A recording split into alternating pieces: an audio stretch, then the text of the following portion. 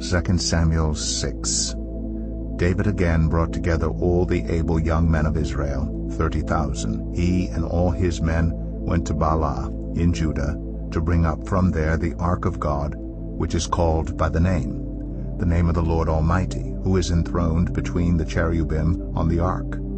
They set the ark of God on a new cart, and brought it from the house of Abinadab, which was on the hill. Uzzah and Ahio, sons of Abinadab, were guiding the new cart with the ark of God on it, and Ahio was walking in front of it. David and all Israel were celebrating with all their might before the Lord, with castanets, harps, lyres, timbrels, sistrums, and cymbals. When they came to the threshing floor of Nacon, Uzzah reached out and took hold of the ark of God, because the oxen stumbled.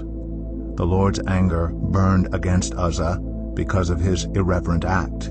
Therefore God struck him down, and he died there beside the ark of God. Then David was angry because the Lord's wrath had broken out against Uzzah, and to this day that place is called Perez Uzzah. David was afraid of the Lord that day and said, "How can the ark of the Lord ever come to me?" He was not willing to take the ark of the Lord to be with him in the city of David. Instead he took it to the house of Obed-Edom the Gittite. The ark of the Lord remained in the house of Obed-Edom the Gittite for 3 months, and the Lord blessed him and his entire household.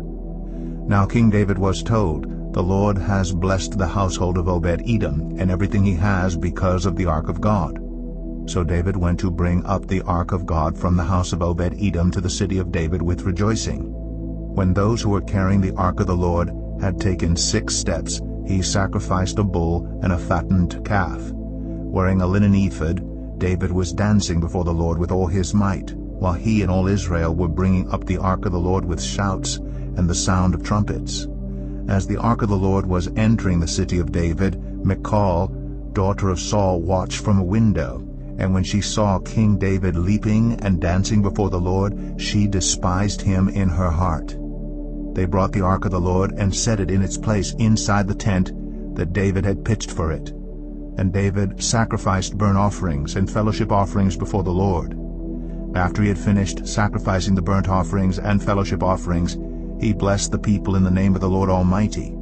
Then he gave a loaf of bread, a cake of dates, and a cake of raisins to each person in the whole crowd of Israelites, both men and women, and all the people went to their homes. When David returned home to bless his household, Michal, daughter of Saul, came out to meet him and said, "How the king of Israel has distinguished himself today, going around half naked in full view of the slave girls of his servants, as any vulgar fellow would."